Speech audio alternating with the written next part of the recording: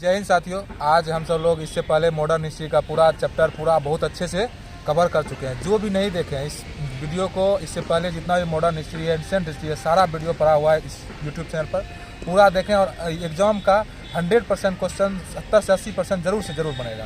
तो हम सब लोग आज वर्ल्ड हिस्ट्री का लास्ट टॉपिक पढ़ते हैं। हिस्ट्री में भी काफ़ी अच्छा से जर्मनी का जो हिस्ट्री हुआ, उसके बाद विश्व का जितना भी है, जर्मनी हो गया, फ्रांस हो गया, इंग्लैंड हो गया, और जितना भी है सबके बारे में हम सब लोग जितना जहाँ से क्वेश्चन पूछता है वहाँ हम सब लोग टू द पॉइंट बात करेंगे वर्ल्ड हिस्ट्री में।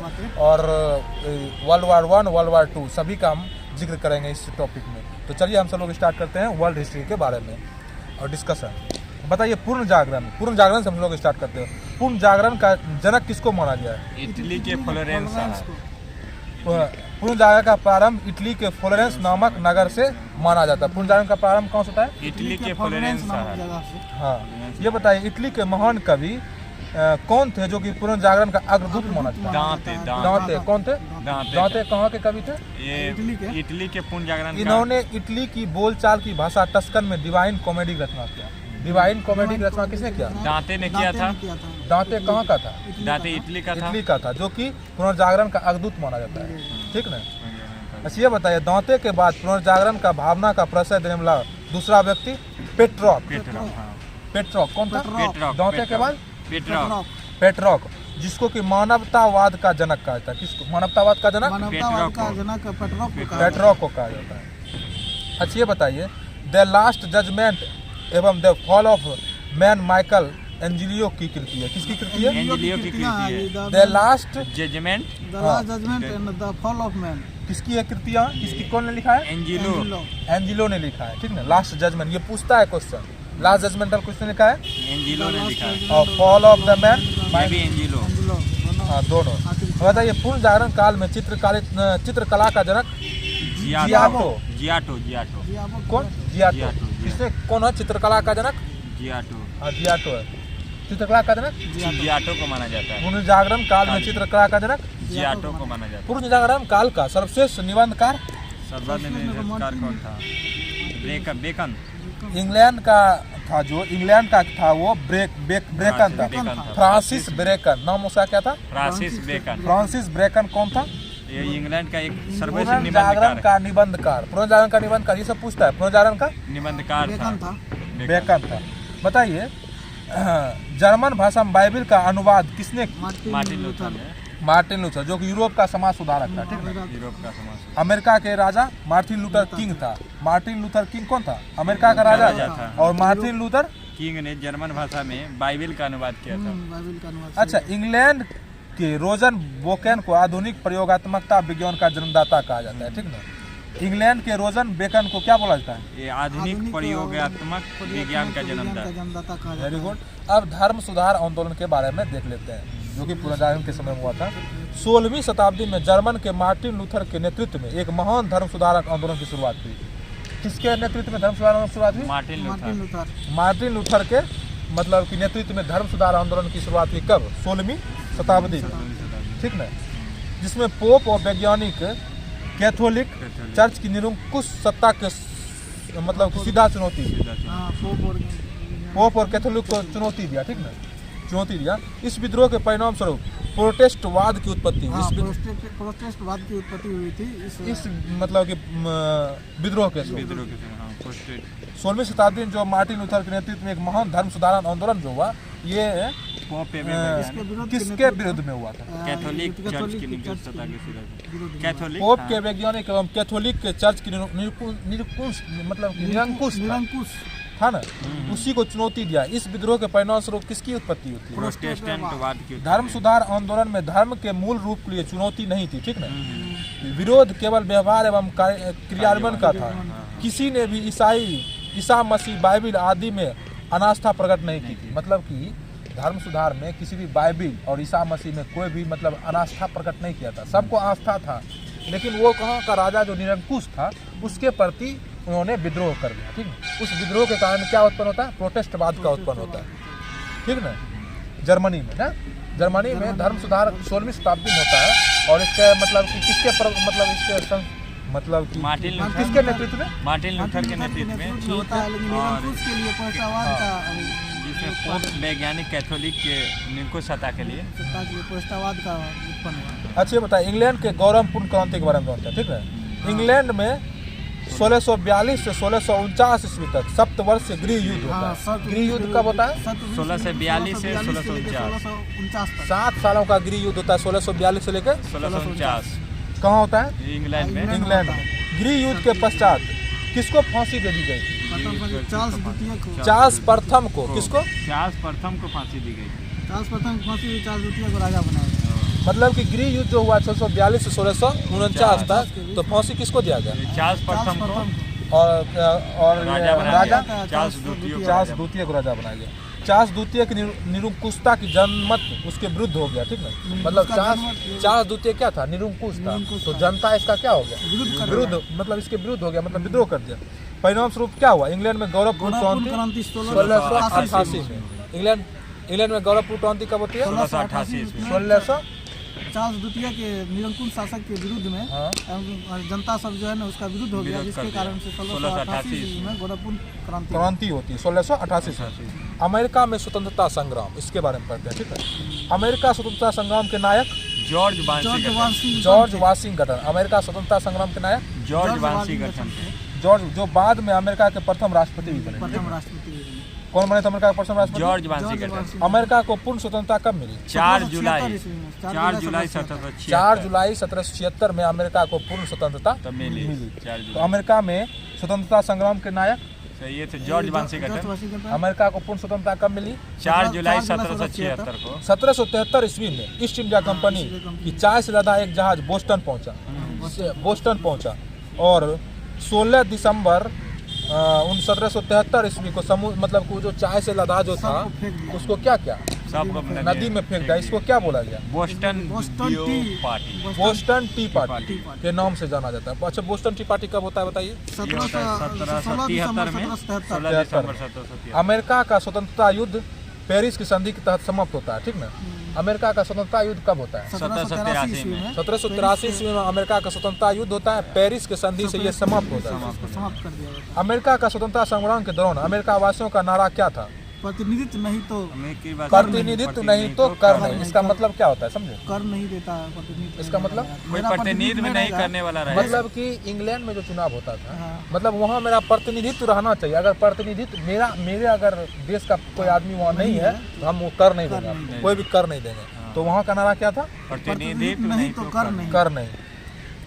कहाँ का था? ये अमेरिका का नारा था। अमेरिकी वासियों का नारा था अमेरिका स्वतंत्रता संग्राम के दौरान, ठीक ना। ये बताइए, अमेरिकी फिलोसफिकल सोसाइटी का स्थापना बेंजामिन फ्रैंकलिन ने किया था। बेंजामिन फ्रैंकलिन ने क्या किया था? फिलोसफिकल सोसाइटी की अमेरिका फिलोसफिकल सोसाइटी की स्थापना फ्रैंकलिन ने की था। संसार में सर्वप्रथम लिखित संविधान अमेरिका का है। ये कब लागू हुआ? 1789 ईस्वी। अमेरिका में संविधान कब लागू हुआ? 1789। ये सबसे बड़ा लिखित संविधान है वर्ल्ड का। संसार में सर्वप्रथम नहीं, संसार में सर्वप्रथम। अगर बोलेगा वर्ल्ड का सबसे बड़ा लिखित संविधान तो भारत का है, लेकिन बोलेगा संसार में सर्वप्रथम किसका था? ये अमेरिका का था। ऐसे अगर बोलेगा संसार में सबसे बड़ा लिखित संविधान तो भारत का हो जाएगा। ये बताइए, फ्रांस की राज्य की क्रांति करता है, ठीक है। फ्रांस की राज्य की क्रांति 1789 ईस्वी में फ्रांस की राज्य की क्रांति किसके शासनकाल में? लुई 16 के काल में कब हुए फ्रांस में क्रांति? 1789 में फ्रांस में क्रांति हुआ था। 1789 में फ्रांस में क्रांति किसके नेतृत्व में? राज्य क्रांति हुआ था लुई 16 के नेतृत्व में। 1789 राज्य क्रांति हुआ था, ठीक ना। स्टेटस जनरल की शुरुआत 5 मई 1789 को हुई थी। इसी दिन फ्रांसीसी क्रांति का श्रीगणेश हुआ था। फ्रांसीसी क्रांति का श्रीगणेश कब हुआ? 5 मई 1789। मतलब फ्रांसीसी क्रांति का शुरुआत कब हुआ था? 5 मई 1789 ईस्वी को फ्रांसीसी क्रांति का शुरुआत हुआ था। स्टेटस जनरल की शुरुआत। हाँ, स्टेटस जनरल की शुरुआत हुई।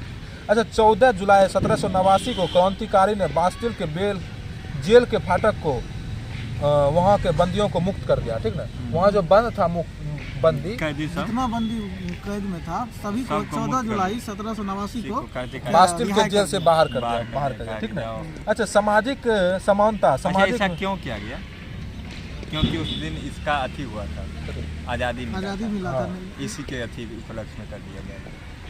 सामाजिक समानता, सामाजिक विशेषाधिकार का अंत, निरंकुश तथा भ्रष्ट प्रशासन में सुधार, न्याय तथा करों में सुधार हुआ, ठीक ना। ये जो क्रांति हुआ इसके कारण से समानता के उद्देश्य को पाने के लिए ही इस क्रांति की शुरुआत की गई थी। मतलब कि फ्रांस की क्रांति की शुरुआत क्यों करें? समानता, सभी में समानता होना चाहिए, समानता मतलब कर भी सबको समान लगना चाहिए। मतलब कि न्याय था, करों में सुधार हुआ, न्याय सबको बराबर मिलने लगा। तो यही सब न्याय पहले अलग अलग सबको अलग अलग मिलता था, यही क्रांति हुआ जिसके कारण से न्याय सभी को बराबर मिलने लगा। ठीक है। फ्रांस की राजधानी वर्साय को लुई 14वां ने बनवाया था। किसने बनवाया था? किसने बनवाया था? ट्रेफल का युद्ध कब होता है? 21 अक्टूबर 1895। 21 अक्टूबर 1805 में ट्रेफल का युद्ध इंग्लैंड एवं नेपोलियन के बीच हुआ। 21 अक्टूबर किसके बीच हुआ ट्रेफल का युद्ध? इंग्लैंड और नेपोलियन के बीच हुआ। कब हुआ? 1805 में। 21 अक्टूबर 1805 में ट्रेफल का युद्ध होता है। ट्रेफल का 21 अक्टूबर 1805 होता है इंग्लैंड एवं नेपोलियन के बीच। नेपोलियन ने कानूनों का संग्रह तैयार करवाया जिसे नेपोलियन के बीच हुआ। कोंड कहा गया। हाँ, कोंड कहा गया। अच्छा बताइए, वाटरलू का युद्ध नेपोलियन कोंड कहा गया। नेपोलियन कानूनों का जो संग्रह करवाया उसको क्या बोला गया? नेपोलियन कोंड कहा गया। नेपोलियन जो कानूनों का संग्रह करवाया उसको क्या बोला गया? संग्रह जो तैयार किया उसे नेपोलियन कोंड कहा गया। अच्छा, वाटरलू का युद्ध कब होता है? वाटरलू का युद्ध 1815 से वाटरलू का युद्ध उसके जीवन का अंतिम युद्ध था। ठीक ना? नेपोलियन का। हाँ, जिसमें उसे पराजय मिली और आत्मसमर्पण करना पड़ा। नेपोलियन के पतन का कारण उसका रूस पर आक्रमण करना। उसे सेंट हेलेना द्वीप भेज दिया गया जहाँ 1821 में किसकी मृत्यु हो गई? नेपोलियन की मृत्यु कहाँ हुई थी? सेंट हेलेना द्वीप पर कब? 1821 में। और नेपोलियन की अंतिम युद्ध यही था वाटरलू 1815 में। अब चलते हैं औद्योगिक क्रांति के बारे में। ठीक ना? औद्योगिक क्रांति के बारे में हम जानते हैं। बताइए, विश्व में सर्वप्रथम औद्योगिक क्रांति कहाँ हुई? इंग्लैंड में। क्योंकि इंग्लैंड के पास अधिक उपनिवेश के कारण पर्याप्त कच्चे माल और पूंजी की अधिकता थी। तो पूछा जाएगा सबसे पहला औद्योगिक क्रांति कहाँ हुई थी? इंग्लैंड में क्यों हुई थी? क्योंकि उसके पास अत्यधिक उपनिवेश था और उपनिवेश होने के कारण उसके पास बहुत ज्यादा कच्चे माल था। कच्चा माल से ही हम सब लोग मतलब कि उद्योग धंधा करते हैं, नया चीज बनाते हैं। 1814 ईस्वी में जॉर्ज स्टीफन ने रेल द्वारा खानों से बंदरगाह तक कोयला ले जाने के लिए भाप इंजन का प्रयोग किया। कब क्या भाप इंजन का प्रयोग? 1814 में जॉर्ज स्टीफन के द्वारा रेल के द्वारा कारखानाओं का रेल द्वारा खानों से बंदरगाहों तक कोयला ले जाने का मतलब भाप इंजन का प्रयोग। मतलब कि एक जगह दूसरे जगह भाप इंजन का प्रयोग किया कोयला ले जाने के लिए 1814 ईस्वी में। ठीक ना? ये बताया, औद्योगिक क्रांति के दौर में जर्मनी इंग्लैंड का प्रतिद्वंदी था। मतलब जिस समय औद्योगिक क्रांति हो रहा था जर्मनी और इंग्लैंड दोनों में 36 का आंकड़ा था। ठीक ना? जर्मनी और इंग्लैंड में क्या था? दोनों में प्रतिद्वंदी था। मतलब वही 36 का आंकड़ा था। औद्योगिक क्रांति के दौरान बहुत आविष्कार हुआ था। ठीक ना? जिसमें कि स्निपिंग जेनी जेम्स हार्ग्रीव्स ने किया था। Water frame recharge Arkwright. Power loom का आविष्कार किसने किया? Edmund Cartwright. वास्प इंजन का आविष्कार James Watt. Safety lamp Humphry Davy. Safety lamp का आविष्कार कब हुआ था? ये हुआ था 1815 में। और जेम्स वाट जो 1769 में। इसको याद रखिए इसमें। ठीक है? बताइए, अब जर्मन का एकीकरण के बारे में जानते हैं। ठीक है? जर्मनी का एकीकरण के बारे में समझते हैं। बताइए, जर्मनी का एकीकरण बिस्मार्क ने लोह एवं रक्त नीति का अनुसरण करते हुए बिस्मार्क प्रशा के शासक विलियम प्रथम का प्रधानमंत्री। ठीक ना? प्रधानमंत्री था विलियम प्रथम बिस्मार्क। अच्छा, लोह और मतलब क्या होता है इसमें? लोह एवं रक्त की नीति दिल्ली सल्तनत में किसने स्टार्ट किया था? बलबन ने। अच्छा, ये बताइए, जर्मनी में राष्ट्रीयता की भावना जगाने का श्रेय किसको जाता है? नेपोलियन। जर्मनी में राष्ट्रीयता का भाव जगाने का श्रेय किसको जाता है? नेपोलियन को जाता है। अच्छा, ये बताइए, नेपोलियन ने छोटे छोटे राज्यों को मिलाकर कितने राज्यों का एक संघ बनाया? 39 राज्यों का एक संघ बनाया नेपोलियन ने। छोटे छोटे राज्यों को मिलाकर 39 राज्य। और इस राज्य को क्या कहा गया? राइन संघ कहा गया। क्या कहा गया? राइन संघ कहा गया।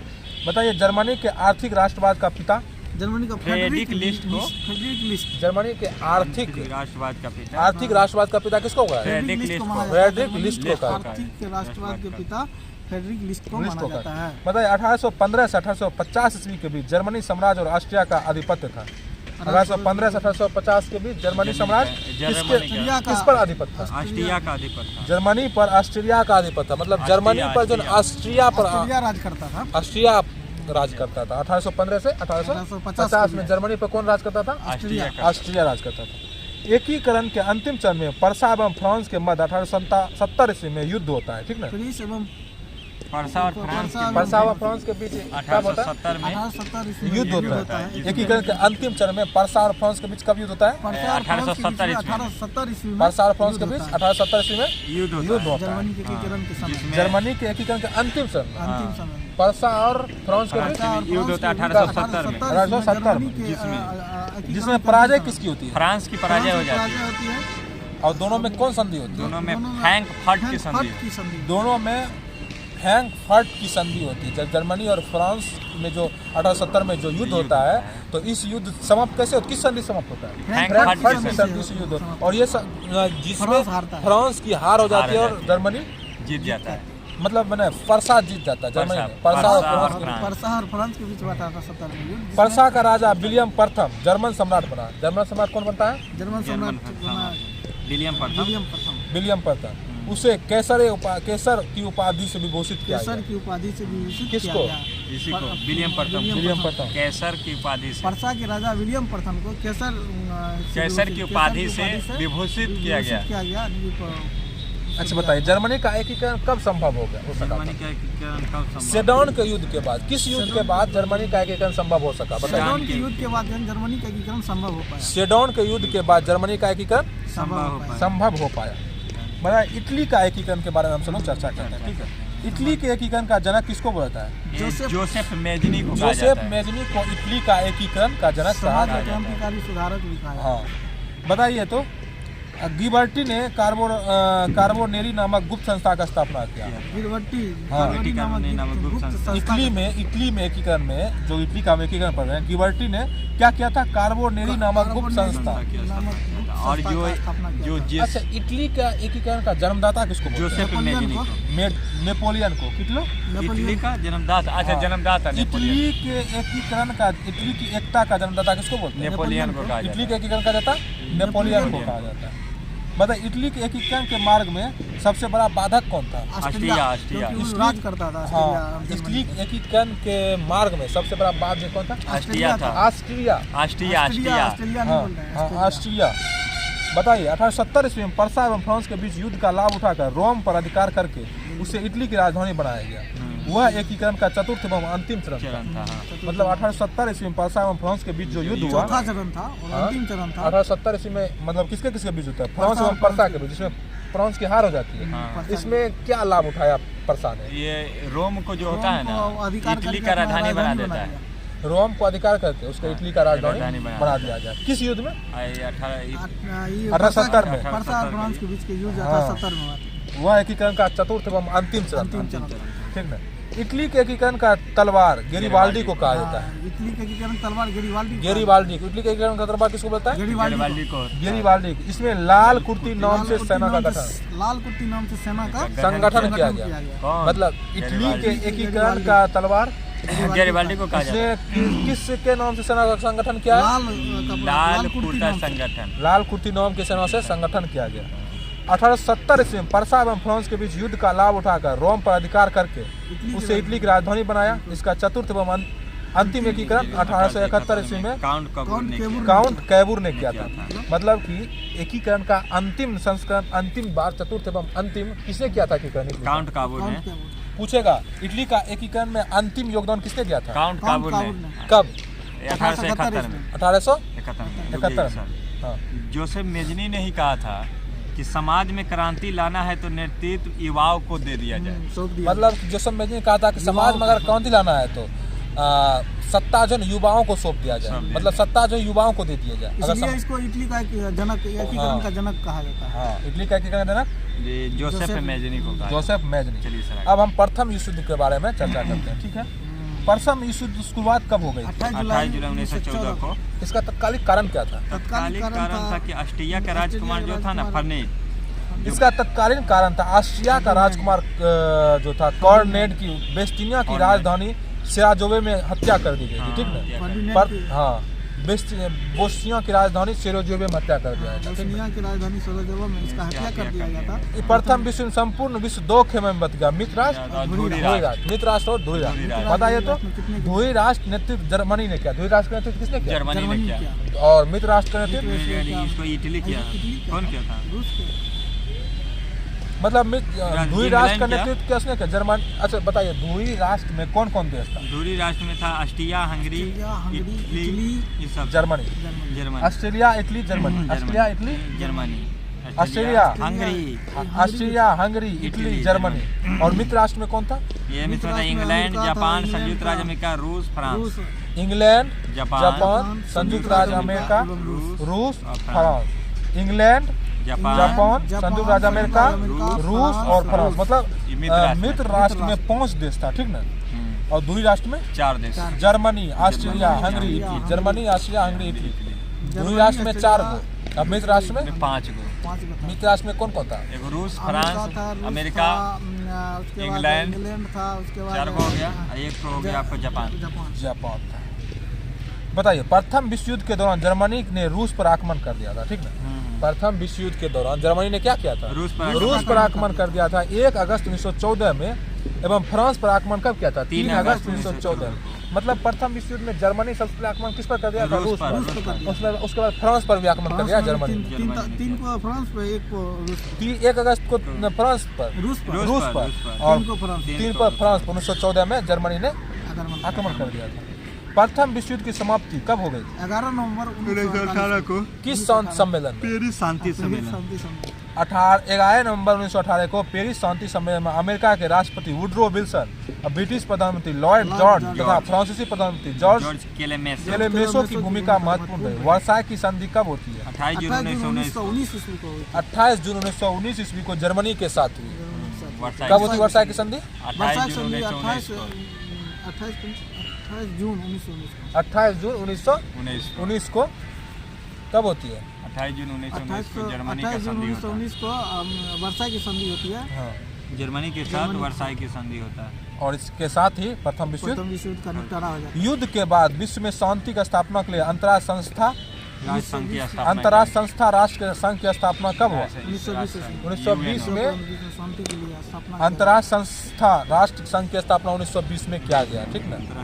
तो प्रथम विश्व युद्ध कैसे समाप्त हो जाता है? वर्साई की संधि। वर्साई की संधि कब होती है? 28 जून 1919। अब रूस की क्रांति के बारे में पढ़ते हैं, ठीक ना? रूस के शासक को जार कहा जाता था। रूस के शासक को क्या कहा जाता है? जार। यह जारशाही व्यवस्था मार्च 1917 ईस्वी में रूसी क्रांति का फलस्वरूप समाप्त हुई। जारशाही व्यवस्था कब समाप्त होती है? मार्च 1917। जारशाही व्यवस्था मार्च 1917। मार्च 1917 में रूसी क्रांति के फलस्वरूप समाप्त हो जाती है। रूसी क्रांति का तत्कालीन कारण क्या था? विश्व युद्ध में रूस की पराजय। प्रथम विश्व युद्ध में रूस की पराजय थी, जबकि रूस किससे था? मित्र राष्ट्र में था। और रूस की पराजय होगी प्रथम विश्व युद्ध में, ठीक ना? रूस की पराजय थी जिसमें कि उसकी पराजय हो जाती है। रूस क्रांति का तत्कालीन कारण क्या था? मतलब प्रथम विश्व युद्ध में रूस की पराजय हो जाती है। इसका मतलब कि रूस की क्रांति का प्रथम मतलब ये तत्कालीन कारण था। 1 जार 1 चर्च और 1 रूस का नारा किसने दिया था? निकोलियस द्वितीय ने दिया था। 1 जार, बोलिए 1 जार 1 चर्च एक रूस का नारा किसने दिया? निकोलस द्वितीय ने दिया। रूस में साम्यवाद की स्थापना कब होती है? 1898 में रूस में साम्यवाद की स्थापना होती है। साम्यवाद की स्थापना रूस में कब होती है? 1898 में। रूस में सबसे अधिक जनसंख्या रूस में सबसे किस लोगों की? सलाव लोगों की रूस में सबसे अधिक जनसंख्या थी। सलाव लोगों की रूस में सबसे अधिक जनसंख्या थी। बताइए तो कार्ल मार्क्स का आजीवन साथी फ्रेडरिक एंगल्स दुनिया के मजदूरों को नारा क्या दिया था? कार्ल मार्क्स ने क्या नारा दिया था? फ्रेडरिक एंगल्स दुनिया के मजदूरों का कार्ल मार्क्स का आजीवन साथी था जो कि फ्रेडरिक एंगल्स दुनिया के मजदूरों को एक हो का नारा कार्ल मार्क्स ने दिया था। एक हो का नारा दिया था। दुनिया के मजदूरों एक हो, दुनिया के मजदूरों एक हो का नारा किसने दिया था? कार्ल मार्क्स ने दिया था। अब देखिए इटली का फांसीवाद का उदय के बारे में हम सब चर्चा करते हैं, जो कि एग्जाम में पूछता है। तो इटली के फांसीवाद का उदय कैसे होता है हम सब लोग चर्चा करते हैं। बताइए, प्रथम विश्व युद्ध के बाद इटली के मित्र राष्ट्रों से असंतुष्ट मतलब प्रथम विश्व युद्ध के बाद इटली की मित्र राष्ट्रों से असंतुष्ट संतुष्टि था। तथा युद्ध के बाद सैनिकों की छटनी से उत्पन्न अराजकता आ जाता है, ठीक है। मतलब इटली के मित्र राष्ट्रों से असंतुष्ट था, इटली के मित्र राष्ट्र से असंतुष्ट था और युद्ध में जो मतलब सैनिकों का छटनी हो रहा था, छटनी जो मरा हुआ था तो उससे अराजकता की स्थिति को सुधारने लिस मोलिसिस ने भूतपूर्व सैनिक की मदद से मिलान में एक संगठन बनाया जिसे फासिस्ट कहा जाता है। मतलब फासिस्ट किसे कहा जाता है? देखिए इटली में फांसीवाद का जो उदय होता है, फासिस्ट किसे कहा जाता है इसके बारे में जान लीजिए। बहुत मतलब कि ये बहुत लोग नहीं समझ पाते हैं फासिस्ट क्या होता है, हम भी नहीं समझ। तो बताइए। देखिए फासिस्ट क्या होता है कि जैसे कि प्रथम विश्व युद्ध के बाद जो इटली में मित्र राष्ट्र इटली क्या था, असंतुष्ट था क्योंकि सैनिक इसका ज्यादा मरा था तथा युद्धपरांत सैनिकों की छटनी हो रहा था। छटनी के बाद जो है छटनी जब हो रहा था, इस स्थिति को सुधार मतलब कि अराजकता फैल गया, ठीक है। छटनी जो हो रहा था इससे क्या अराजकता फैल ही जाएगा। इस स्थिति को सुधारने लिस मोलिसिस ने भूतपूर्व सैनिक का मदद किया। इस स्थिति को सुधारने के लिए क्या किया? मतलब कि भूतपूर्व सैनिक का जो रिटायर था उससे मदद किया। मतलब कि सैनिक की मदद से मिलान में ऐसे संगठन बना, मतलब एक संगठन बनाता है, ठीक ना। मतलब कि उसको अराजकता हो गया, उसके बाद उसके सैनिक को छटनी करने लगा, इसी का अराजकता हो गया। इसको सुधारने के लिए एक संगठन बनाता है भूतपूर्व सैनिक से मिलकर, ठीक ना, जिसे फासिस्ट कहा गया, ठीक ना। क्या कहा गया? फासिस्ट कहा गया। फांसीवाद दल के स्वयंसेवक कौन थे? मतलब क्या कपड़ा कौन कपड़ा पहनते थे? काली कमीज पहनते थे। फांसीवाद के स्वयंसेवक क्या पहनते थे? काला कमीज। फांसीवाद शब्द कहाँ का मूल है? इतालवी है। फांसीवाद कहाँ का मूल शब्द है? इसका प्रयोग सर्वप्रथम बेनिटो मुसोलिनी के नेतृत्व में चलाए गए आंदोलन के लिए किया गया था। बेनिटो मुसोलिनी के नेतृत्व में चलाए गए आंदोलन के लिए किया गया था। फासिस्ट का मतलब शब्द समझे। मुसोलिनी के उसके सहयोगी ड्यूअस कहते थे। मुसोलिनी के उसके सहयोगी क्या कहते थे? ड्यूअस। मुसोलिनी ने 10 जून 1939 को द्वितीय विश्व युद्ध दौरान मित्र राष्ट्रों के विरुद्ध युद्ध की घोषणा कर दिया। मुसोलिनी मित्र राष्ट्रों के विरुद्ध युद्ध किया 10 जून 1939। हाँ, मित्र राष्ट्रों के विरुद्ध युद्ध की घोषणा किसने कर दिया था? मुसोलिनी ने कर दिया। जो कि इटली पहले क्या था, मित्र राष्ट्र में ही था ना पहले इटली था, उसी के विरुद्ध लेकिन उसके विरुद्ध जो है ना मुसोलिनी क्या किया था? मित्र राष्ट्र के विरुद्ध युद्ध की घोषणा कर दिया। और द्वितीय विश्व युद्ध में इटली कहाँ चल जाता है? मित्र मतलब धुरी राष्ट्र में चल जाता है ना। नहीं सर, नहीं जाएगा।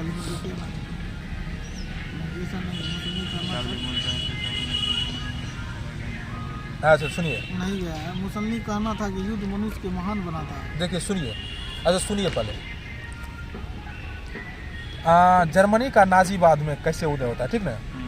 बताइए। नाजीवाद फांसीवाद का जर्मन रूप था, ठीक है। नाजीवाद क्या था? फांसीवाद का जर्मन रूप था। मतलब फांसीवाद नाजीवाद का जर्मन ही रूप था, एक ही चीज था दोनों, ठीक ना।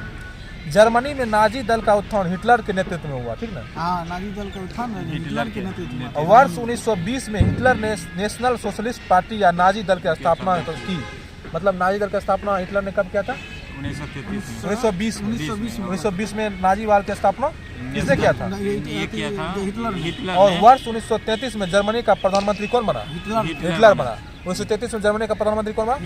हिटलर बना। नाजीवाद का स्थापना 1920 में हिटलर ने किया। हाँ, 1933 में ये प्रधानमंत्री बन जाता है। उस समय राष्ट्रपति हिंडेनबर्ग थे। हाँ, हिटलर को उसके समर्थ फ्यूअर कहते थे। हिटलर को उसके समर्थक क्या बोलते थे? हिटलर को उसके समर्थक क्या बोलते थे? फ्यूअर कहते थे। तथा उसके अनुयायी बाह पर स्वास्तिक का चिन्ह लगाते थे। किसके अनुयायी बाह पर स्वास्तिक का चिन्ह लगाते थे? हिटलर के अनुयायी बाह पर क्या लगाते थे? स्वास्तिक का चिन्ह लगाते थे, ठीक ना। उसने गेस्टापो नामक गुप्तचर विभाग पुलिस विभाग का गठन किया। गेस्टापो नामक गुप्तचर पुलिस विभाग का गठन किसने किया था? हिटलर ने किया। गेस्टापो नामक गुप्तचर पुलिस का, ठीक है। उसके बाद देखिए, चांसलर बनने के बाद हिटलर ने राष्ट्रसंघ की सदस्यता त्याग दी। चांसलर जैसे ही बना हिटलर तो उसने क्या किया? राष्ट्रसंघ की सदस्यता त्याग दिया तथा वर्ष 1935 में पुनः सशस्त्रीकरण की घोषणा किया, ठीक है। 1935 में सशस्त्रीकरण की घोषणा किया। कौन किया? हिटलर ने सशस्त्रीकरण की घोषणा कब किया? 1935 में।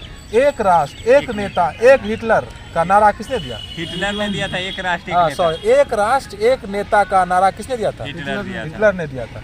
उसकी आत्मकथा का नाम क्या? माई कैंप। मेरा संघर्ष। मेरा संघर्ष की आत्मकथा किसकी है? हिटलर का। हिटलर की। अब देखिए द्वितीय विश्व युद्ध पढ़ते हैं, उसके बाद वर्ल्ड हिस्ट्री का टॉपिक समाप्त हो जाता है और इतना ही क्वेश्चन वर्ल्ड हिस्ट्री में आता है, इससे ज़्यादा पढ़ने की जरूरत नहीं है हम सब लोग के एग्जाम में। तो देखिए द्वितीय विश्व की शुरुआत कब होती है? द्वितीय विश्व की शुरुआत 1 सितंबर 1939 को होती है। 1 सितंबर 1939 को। इसका तत्कालीन कारण? इसका तत्कालीन कारण जर्मनी तथा पोलैंड पर आक्रमण। जर्मनी द्वारा पोलैंड पर आक्रमण था। पूछेगा द्वितीय विश्व युद्ध का तत्कालीन कारण क्या था? जर्मनी द्वारा पोलैंड पर आक्रमण। जर्मनी द्वारा पोलैंड पर आक्रमण। द्वितीय विश्व युद्ध का तत्कालीन कारण? जर्मनी द्वारा पोलैंड पर आक्रमण। ठीक है। यह युद्ध 6 वर्षों तक चलता है और 14 अगस्त 1945 को जापान के आत्मसमर्पण के बाद यह युद्ध समाप्त हो जाता है। किसके समर्पण के बाद? ये जापान के समर्थन। कब समाप्त होता है? 14 अगस्त 1945। इस युद्ध में एक और सोवियत रूस, इंग्लैंड, फ्रांस, अमेरिका, चीन तथा अन्य राष्ट्र थे। इन्हें मित्र कहा जाए, मित्र राष्ट्र कहा गया।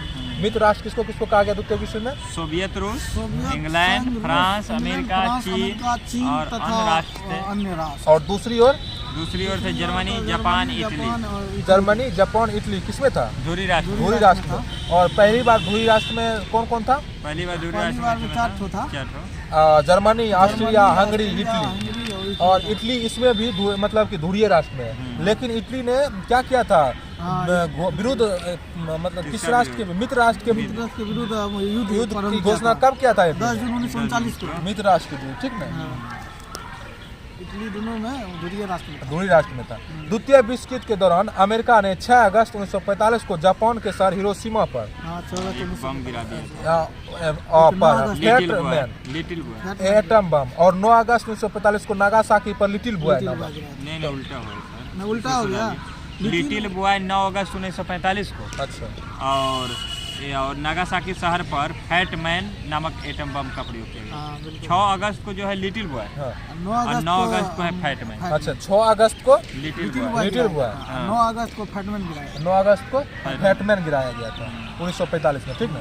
6 अगस्त को क्या गिराया गया था? लिटिल बॉय गिराया गया था। और 9 अगस्त को फैटमैन। 9 अगस्त को फैटमैन कहाँ गिराया था? हिरोशिमा एगो नागासाकी। एगो गिराया गया था सर आपको हिरोशिमा शहर, एगो नागासाकी। पहला 6 अगस्त को कहाँ गिराया था? 6 अगस्त हिरोशिमा शहर पर। 9 अगस्त को नागासाकी शहर। पहला लिटिल बॉय, दूसरा फैटमैन, ठीक ना? द्वितीय विश्व युद्ध में मित्र राष्ट्र का द्वारा पराजित होने वाला अंतिम देश ये था जापान। मित्र राष्ट्र के द्वारा पराजित होने वाला अंतिम देश कौन था? जापान जो था द्वितीय विश्व युद्ध में सबसे लास्ट में पराजित हुआ था, ठीक ना? जो कि अंतिम देश था। और देखिए इस तरह से हमारा विश्व युद्ध मतलब प्रथम विश्व युद्ध, द्वितीय विश्व युद्ध और जितना भी उदय हुआ था, नाजीवाद, फासिस्टवाद, सब पढ़ लिए। अब जो द्वितीय विश्व युद्ध का सबसे बड़ा योगदान क्या था? संयुक्त राष्ट्र संघ यूएनओ की स्थापना। द्वितीय विश्व युद्ध के बाद ही यूएनओ की स्थापना शांति बना रहे। दूसरा फिर ऐसा बड़ा युद्ध नहीं हो, इसलिए यूएनओ की स्थापना होती है 1945। इस तरह से 24 अक्टूबर 1945 को यूएनओ की स्थापना होती है। इस तरह से हम सब लोग पूरा हिस्ट्री को ख़त्म कर दिए। वर्ल्ड हिस्ट्री से लेकर पूरा एंशिएंट, मिडाइवल, सभी मॉडर्न, सभी को ख़त्म कर दिया। और इतना से ही क्वेश्चन आता है। वर्ल्ड हिस्ट्री आज पूरा संपूर्ण हो गया, इतना ही वर्ल्ड हिस्ट्री आता है। तो हम सब लोग मिलते हैं फिर से नेक्स्ट सब्जेक्ट और नेक्स्ट सेशन में। तब तक के लिए धन्यवाद।